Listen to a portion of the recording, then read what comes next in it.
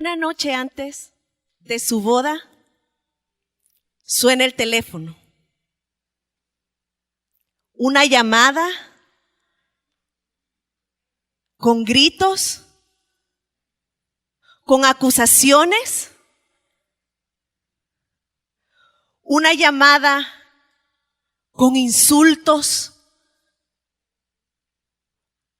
Una llamada con deseos que su vida matrimonial fuera un fracaso. Eso fue un 8 de abril de 1999. La palabra que resonaba más en la mente de esa mujer era lo que su familiar más querido le decía: ojalá todo te salga mal en tu matrimonio y en tu vida. Esa frase resonaba en la vida de esa mujer, día y noche tratando de acordarse. Pero el resentimiento, la ira, se hacían más grandes. Le dio una enfermedad a esa mujer llamada pitiriasis rosada. El médico le decía: ¿qué pasa contigo? ¿Será que estás resentida? Suelta toda amargura. ¿Será que tienes alguna amargura en tu corazón? Y la mujer decía: no.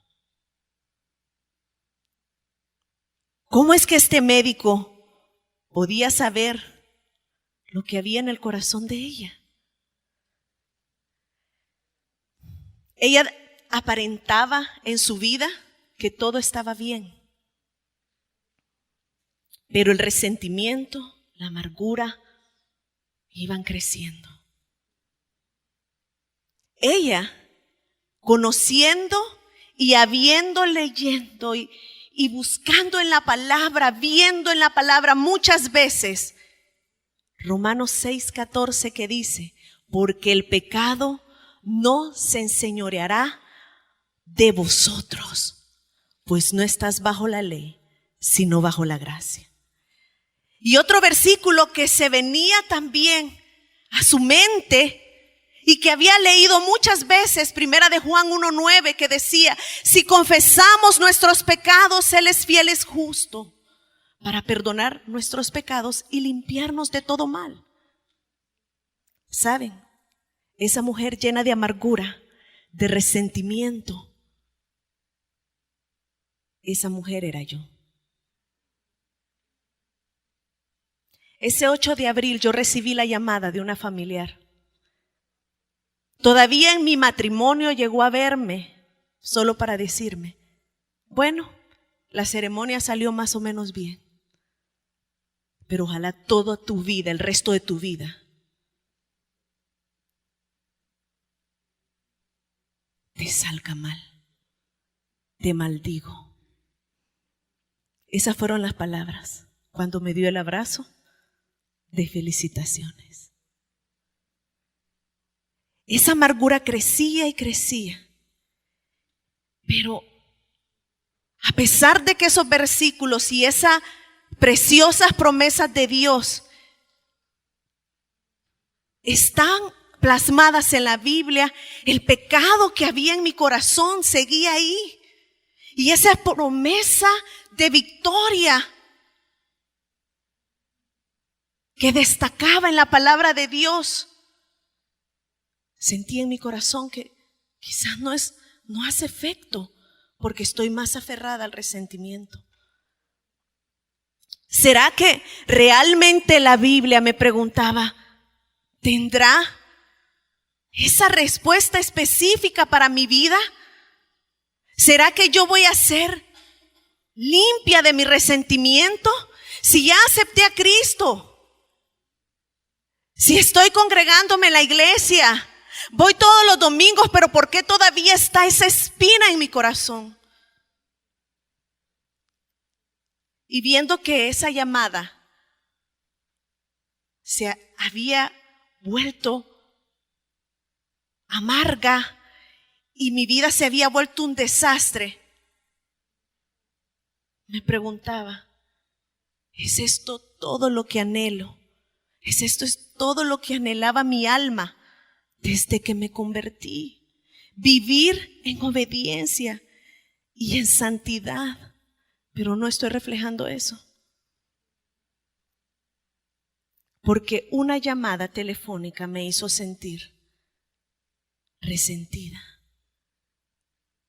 y no podía ver ni disfrutar lo que Dios me había dado. Es posible que muchas no se identifiquen con este ejemplo, pero quizás tu problema sea otro. Tus circunstancias sean diferentes, pero la reacción es parecida. Quizás un enojo con tus hijos, resentimiento, mal humor o insatisfacción en el trabajo, o un hábito inmoral del que no puedes salir. Tal vez varios pecados persisten que las acosan día y noche. Cualquiera que sea nuestro problema con relación al pecado, les puedo decir con certeza, la Biblia realmente sí tiene una respuesta. Como mujeres sí podemos caminar en obediencia a la palabra de Dios y vivir una vida en santidad. Dios espera que todo creyente viva una vida santa. La santidad no es algo que se espera de nosotras simplemente, sino que forma parte de un derecho, del nuevo nacimiento prometido a cada creyente cuando Jesús mora en nuestro corazón, en nuestra vida. La afirmación de Pablo es acertada. El pecado no se enseñoreará de vosotros. Cuando escuchamos la palabra santidad, cuando decimos, ay, la hermosura de su santidad, de santidad nos van a hablar. Sí, ya sé más o menos qué es la santidad. Sí, Dios es santo. Y empezamos a hacer todas esas afirmaciones.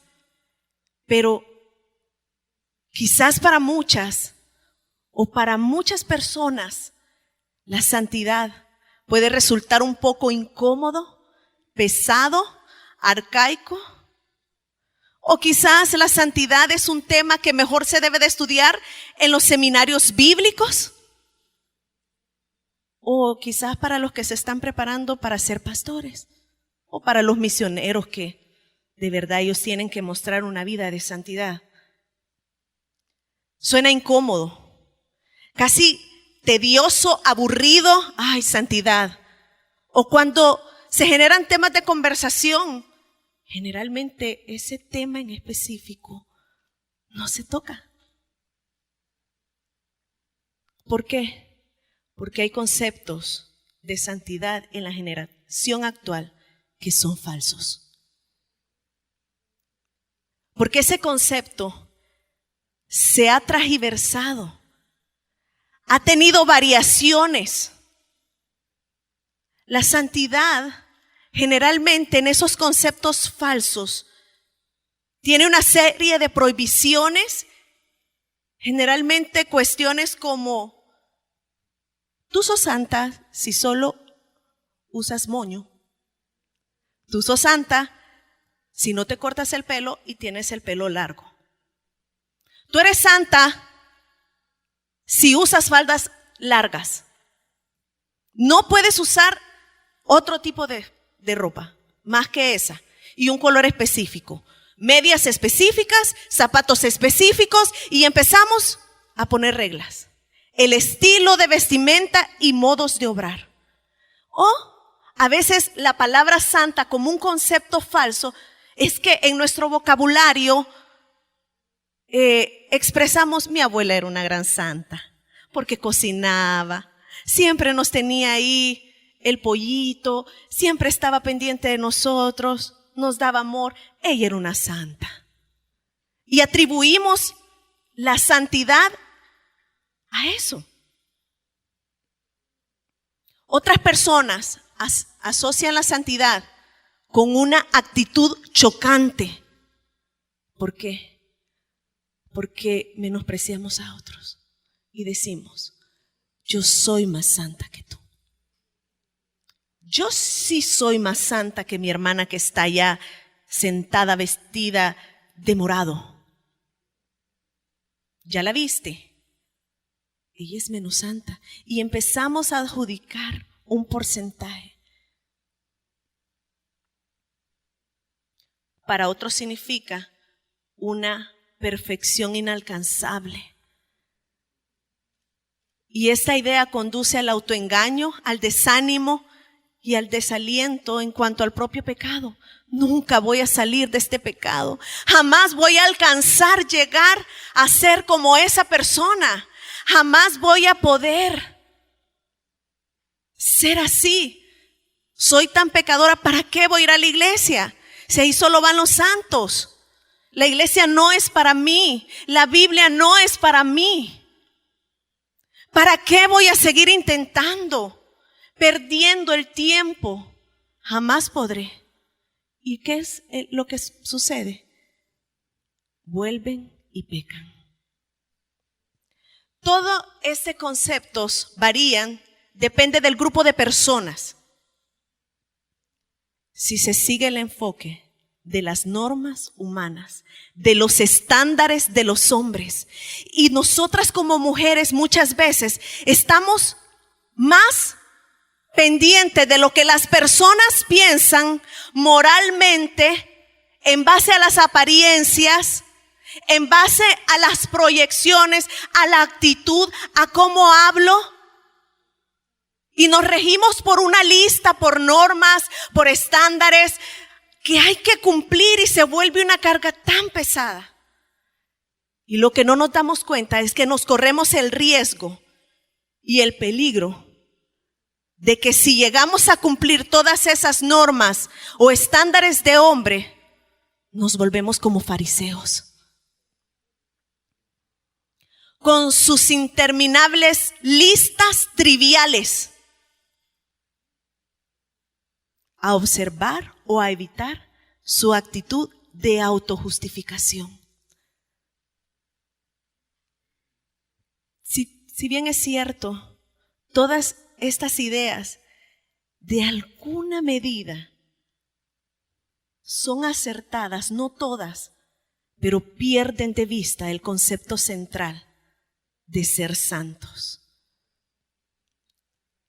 Se pierde de vista ese concepto. Ser santos significa ser moralmente intachables, estar apartado del pecado y por consiguiente consagrado para Dios. Pero me acaba de decir un montón de listas de estándares y me dice que ser santo es ser intachable. Entonces tengo que cumplir esas listas. Entonces tengo que hacer todo eso. Ser santo es ser consagradas para Dios. La palabra santo significa separada, separados para Dios. La palabra santo significa cortar, separar, ser apartado, ser diferente. En las Escrituras vemos claramente ciertos objetos y personas que fueron consagrados para el uso exclusivo de Dios.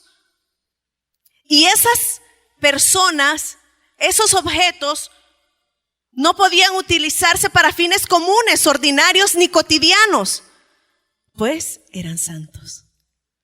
Como por ejemplo, Dios apartó un día de la semana y lo llamó día de reposo, consagrado al Señor en Éxodo 16:23. También lo vemos en la Biblia en Levítico 27:30. Los israelitas debían apartar la primera porción de sus ingresos, como el diezmo. En Éxodo 26:33, Dios apartó un lugar específico donde se encontraría con su pueblo y lo llamó el lugar santo. En Éxodo 19:6 dice, Dios llamó a Israel y la llamó nación santa. Dios los llamó santos porque Él los había apartado de otras naciones y esa era una distinción de privilegio que llevaba la obligación de tener una vida santa. Los israelitas no solo fueron apartados por Dios, sino para Dios. Leamos Levítico 20:26.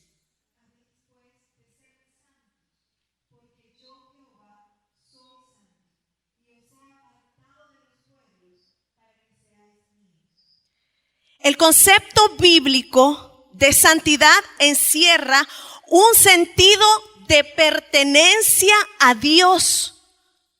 ¿Saben? Que es muy parecido al de una madre que podría afirmar, estos son mis hijos. Esa palabra santidad tiene ese sentido, que le pertenecemos a Dios. Pero en el Nuevo Testamento podemos observar cómo los apóstoles usaban la idea de la santidad. El apóstol Pablo usó un término en contraste con una vida caracterizada con la inmoralidad y la inmundicia. Veamos primera de Tesalonicenses 4:3-7.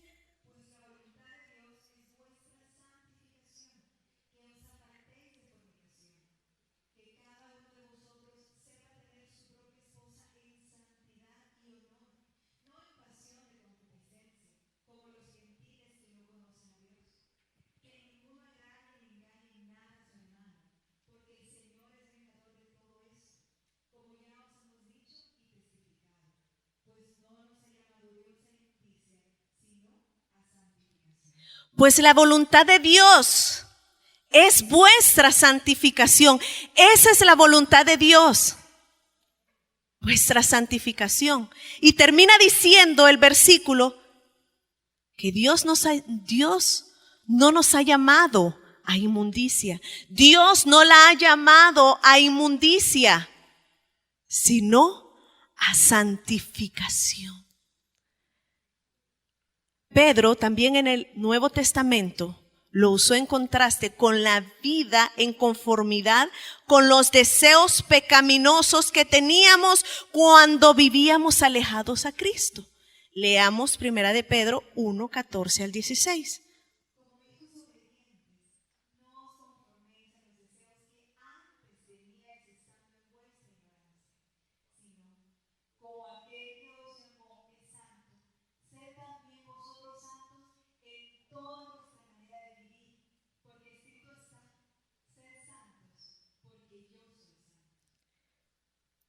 Como hijas obedientes, ya no podemos conformarnos con la antigua manera de vivir. Ya no podemos seguir viviendo bajo esos preceptos. Ya no podemos seguir en la ignorancia, ya no somos ignorantes. Porque conocemos a un Dios que es santo. Y si Él es santo, nosotras, como hijas suyas, somos santos. Pero me ha dejado igual. O sea, tengo que cumplir, ¿o qué tengo que hacer para ser santa? Entonces, ¿realmente qué es vivir una vida en santidad? Si yo sé lo que yo soy. Entonces, ¿cómo vivir una vida de conformidad con los preceptos morales que Dios me demanda. ¿Cómo?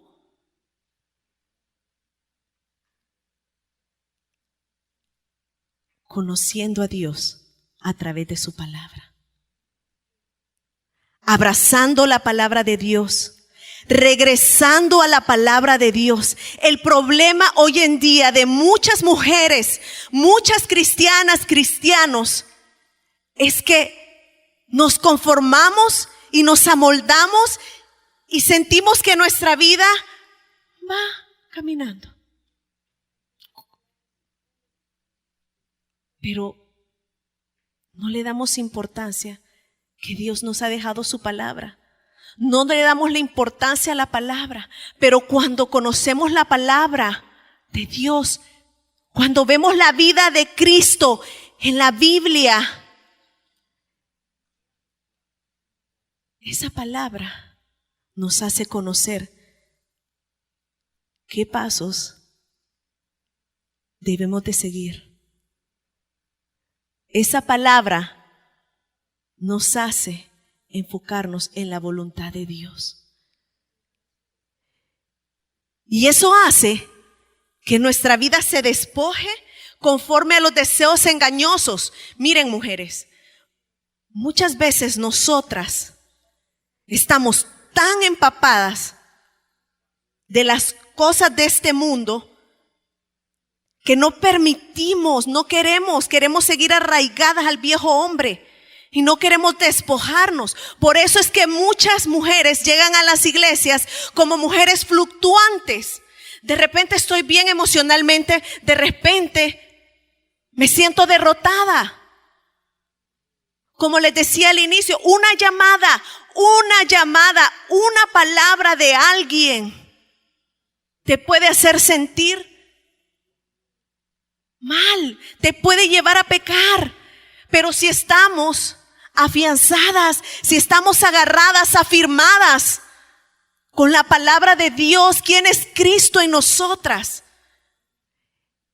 Es hermoso ver cómo ese viejo hombre queda a un lado. Y es tan fácil despojarse y podernos vestir del nuevo hombre, creado según Dios, en la justicia y santidad de la verdad. Siendo Cristo nuestro mayor anhelo, cuando se vuelve Cristo Jesús, su Señor, mi Señor, nuestro Redentor, nuestra suficiencia. Pero hoy en día estamos más arraigadas y decimos, Cristo no es suficiente, cuando tenemos esos actos de pecado, de amargura. Estamos diciendo en nuestro corazón, no eres suficiente. Pero cuando nos enamoramos de la palabra, cuando nos enamoramos de Jesús, cuando lo más importante en nuestra vida, sobre el trabajo, sobre nuestros hijos, sobre cualquier cosa, es Jesús.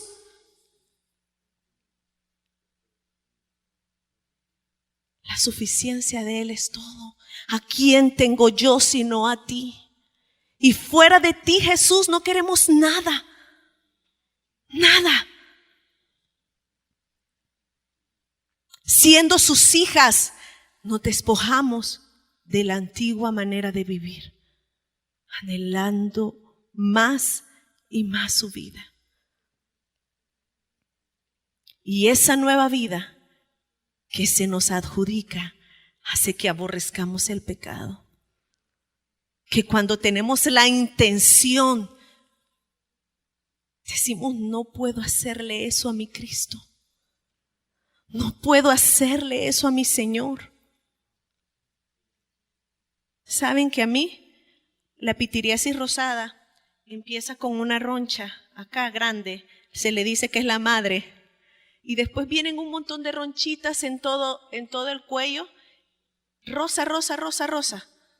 Y pica mucho, pero solo es del nivel del abdomen para el cuello, no salen las piernas. Cada vez, se lo digo que el médico me dijo, si tú sigues así, a ti te va a dar una psoriasis. La pitiriasis se quita, la psoriasis no. Tú estás propensa a tener una psoriasis. Yo solo vi en mi brazo esa roncha y dije, y me escondía, me ponía camisas con cuello y todo. Pero dije, de ti no me puedo esconder. Ante las demás personas puedo poner una apariencia de que ya pasó la enfermedad, pero contigo no, Jesús. Contigo no. A ti no te puedo aparentar. Y cada vez que miraba esa roncha, decía, perdóname, Jesús. Me acerqué a ese familiar y le dije, te perdono y te amo. Perdóname por haber guardado resentimiento. Perdóname porque sentí ira contra ti. Decía muchas cosas feas. Primero le pedí perdón a Dios y después me fui a donde esa persona. Cada vez, hoy en día, que en mi corazón quiere sentir como un enojo o un resentimiento, ¿saben qué pasa? Me pica el brazo. Y eso me recuerda tanto a que no debo de pecar contra Dios, porque contra quien peco es contra Dios, al tratar y al sentir lo que siento por mis hermanos. Efesios 4, 22 y 24 dicen lo siguiente.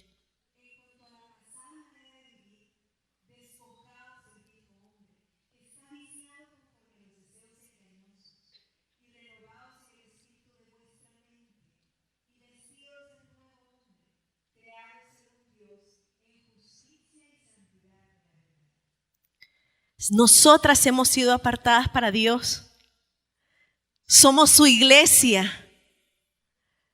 Estamos apartadas para cumplir el propósito santo de nuestro Dios.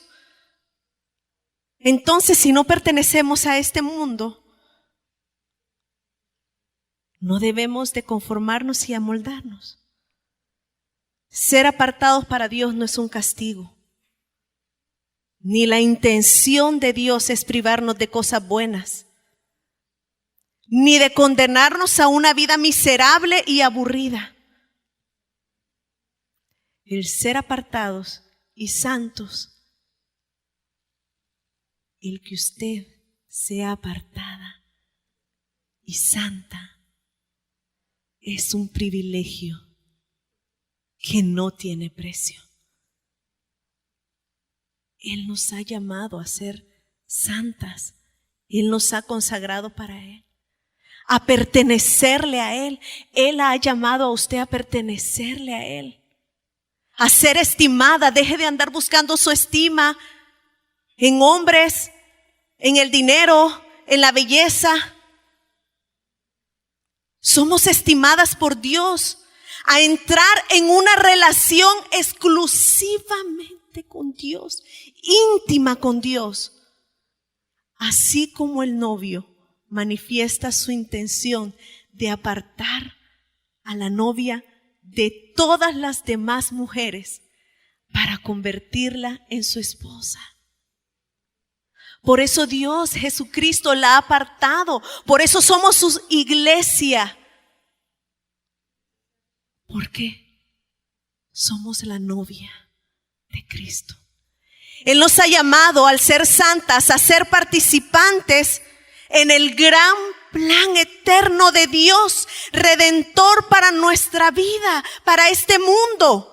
Cristo Jesús, la esperanza de gloria. Él es nuestra esperanza. A experimentar las dichas inefables y los propósitos por el cual nosotras hemos sido creadas. Dios es santo y la santidad no es una opción para los que le pertenecen.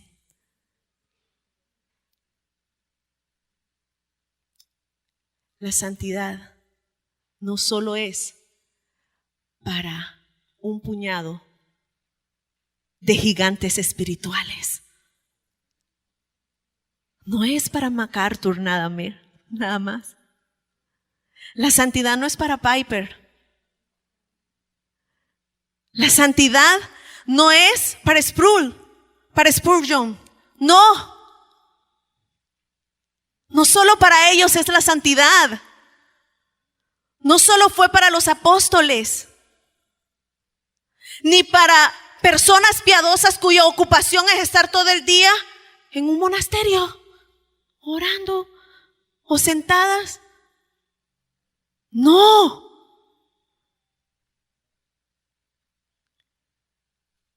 Ni esperemos que la santidad va a llegar susurrando, eres santa, así que todos te reconozcan que tú eres santa.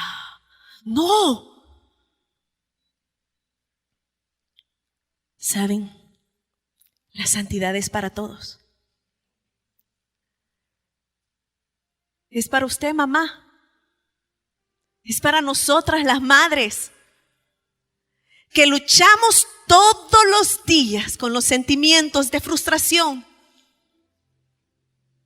por tener hijos rebeldes y cuya tentación vivimos todos los días es gritos e ira. Es para usted, madre, que lucha con los sentimientos de desánimo y frustración, porque probablemente sea madre soltera, divorciada, o quizás su esposo está ausente en casa y cuya tentación es sentir compasión de sí misma, refugiándose en las novelas y todo el día viendo novelas, o en películas románticas, o en el Facebook viendo que sus otras amigas son más felices que usted y que a ellas sí les ponen like y a usted no.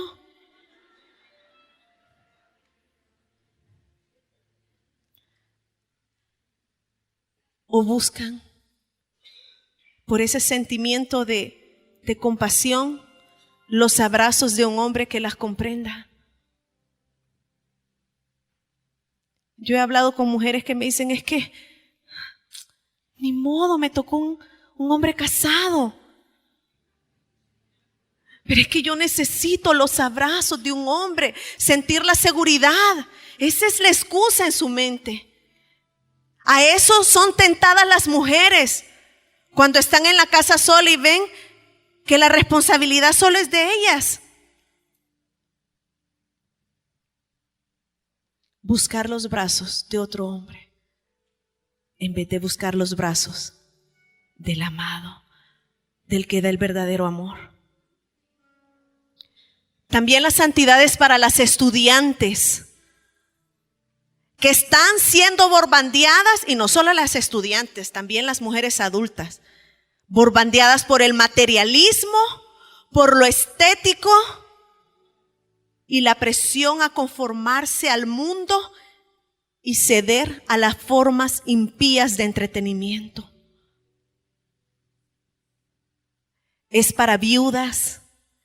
La santidad es para viudas, divorciadas, solteras, que se sienten solas y luchan con permanecer sexualmente puras, donde en sus trabajos probablemente son acosadas, seducidas, y lo que se oye más es: métete con él, fornica con él. Pero la vida en santidad nos lleva a permanecer sexualmente puras. Es para esposas que luchan con la amargura hacia el cónyuge. Estás sentado y lo estás viendo, lo ves comer, lo ves dormirse, y en tu corazón haces las cosas por obligación, pero ya estás amargada. Porque él es frío, indiferente.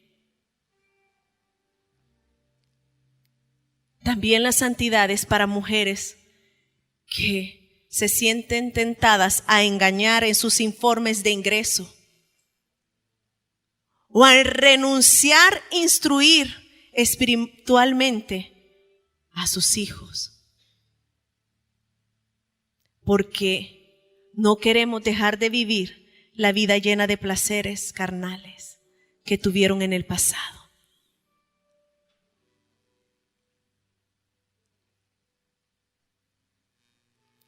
Cristo Jesús, su muerte en la cruz vence el pecado y envía su Espíritu a vivir en nuestro corazón. Y así es que por gracia somos nosotras perdonadas. Y por ese Espíritu que hemos recibido en nuestro corazón, por medio de Cristo Jesús, recibimos el anhelo de ser santas. En nuestro corazón debe de haber ese anhelo a la santidad. La verdadera santidad se cultiva en el seno de una relación con Dios. El amor de Dios nos mueve a rechazar a cualquier otro amor. Si usted ama a Dios, rechazará cualquier otro amor. Y nos lleva a rechazar también todos los placeres que el pecado nos puede ofrecer. Ay, quiero descansar, quiero vacaciones, quiero salir. No es malo las vacaciones, no es malo descansar. Pero a veces nuestro corazón está más en los placeres,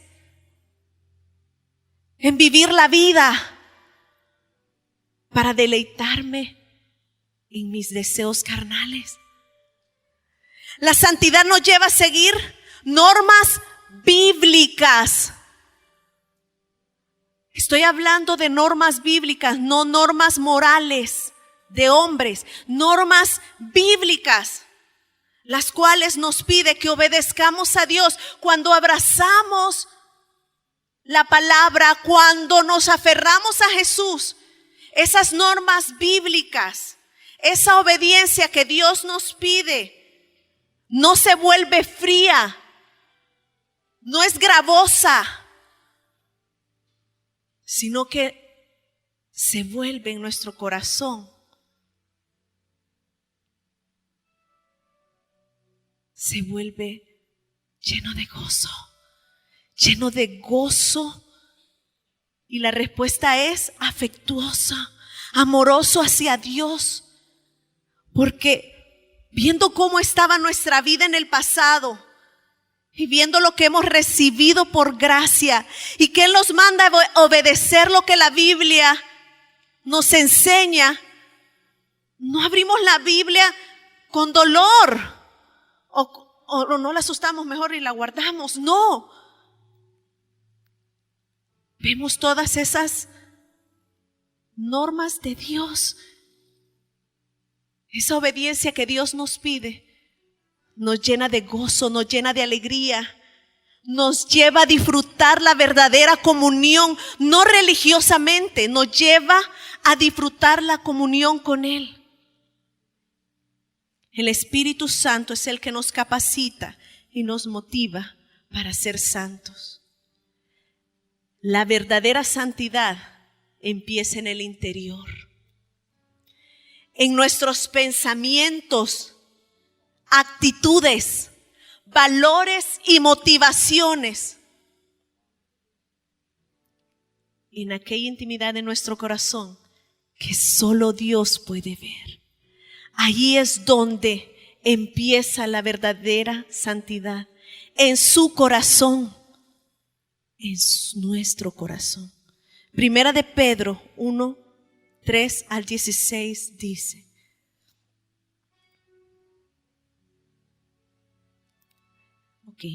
Por tanto, ceñid los lomos de vuestro entendimiento, sed sobrios y esperad por completo en la gracia que os traerá cuando Jesucristo sea manifestado como hijos obedientes. No os conforméis a los deseos que antes tenía, estando en vuestra ignorancia, sino como aquel que os llamó es santo, sed también vosotros santos en toda vuestra manera de vivir, porque está escrito, sed santo, porque yo soy santo. La vida santa de Jesús produce alegría desbordante. Hebreos 1:9 dice eso.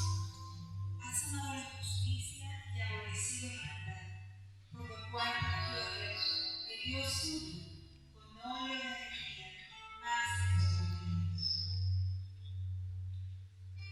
Su vida, la vida de Cristo, trae amor y alegría, trae gozo, porque hemos amado su justicia. Dios nos atrajo con esa gracia irresistible y transformadora de Cristo. ¿Saben? Un hombre llamado Calvin Hunt llevó una vida irresponsable. Su vida estaba destruida porque él tenía la adicción al crack. Y al experimentar la gracia irresistible de Cristo, su obra purificadora, al ser apartado para Cristo, él eleva su voz con un canto que dice: soy limpio, soy limpio, soy limpio. Ser santo en realidad es ser limpio y libre del peso del pecado. Cuando entregamos nuestra vida a esa gracia irresistible, la carga de todos nuestros pecados es quitada. La semana pasada estuvimos en una conferencia en México para pastores que se llamaba Fiel a su llamado. Y el pastor comentaba el testimonio de una mujer que ella abortó 12 veces. Y esa carga ya no podía andar. Pero esa mujer fue tan valiente que estaban en un servicio y una persona se levantó para pedir perdón por la predicación que se había dado sobre el arrepentimiento y que vinieran a Cristo. Y ella le pidió perdón a Dios y le pidió perdón a otra persona. Esa mujer se ha levantado, ha caminado hasta el púlpito y ha confesado delante de todos que ella era libre, que Dios la había libertado, que ella toda su vida había cargado con esa culpa, con esa agresión, y que ella había experimentado ese día el amor y la gracia irresistible de Cristo, que la había perdonado. Y el perdón que más le importaba en su vida era el de Jesús, que la había perdonado por haber matado a 12 niños. Ese día esa mujer cantaba y decía: soy libre, soy libre. No había nada bueno en mí. Me encontraba en tinieblas. Pecaba contra Dios, pero hoy he recibido esa gracia irresistible. Como Job 33:9 dice: soy limpio y sin defecto, soy inocente y no hay maldad en mí. Poder decir así: soy limpia y sin defectos, soy inocente y no hay maldad en mí, porque tú habitas en mí. Porque soy tuya, Jesús. Porque tu muerte en la cruz me santifica. Porque tu muerte en la cruz me hace tuya, me aparta del pecado, me libera. ¿Por qué puedo recibir eso que no merecía? Lo que produce en nuestros corazones el recibir a nuestro Señor Jesús y abrazar su santidad es el gozo. Sería ilógico de parte de un leproso decir: te quiero, pero quiero seguir con mi llaga podrida. Sería ilógico preferir quedarse con sus llagas podridas. Por esa razón sería ilógico, mujeres, que estemos nosotras acariciando y no querer soltar ese pecado.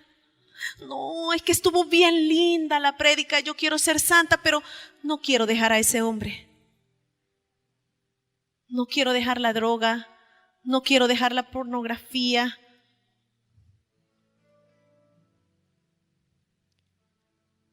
Sería ilógico. Resistir la santidad o ser indiferentes es perder el verdadero gozo.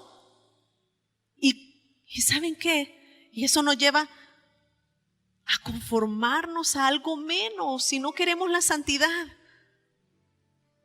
Porque fuimos creadas para glorificarlo. Disfrutar la hermosura de su santidad es disfrutar un gozo que no lo da nadie más. Cuando amamos y conocemos a Jesús y nos consagramos a Él y lo deseamos más, no vamos a querer pecar contra Dios, mujeres. No vamos a querer pecar contra Dios. Aborreceremos el pecado porque la dulzura de la vida de Cristo será suficiente para nosotras. Porque cuando Cristo se vuelve dulce en nuestra vida y nuestro deleite es Jesús, el pecado ya no sabe igual. El pecado se vuelve amargo. Si hemos vivido redimidas por la sangre de Cristo, podemos disfrutar de la dulzura y lo hermoso que es la santidad. Gustaremos de la presencia de Dios, de su misericordia. Experimentaremos la libertad de corazón puro, de conciencia pura, porque ya no habrá más condenación y culpa, porque nuestro Redentor vive y con Él nos levantaremos. Amén. ¿Por qué no alabamos al Señor en esta mañana y nos ponemos de pie?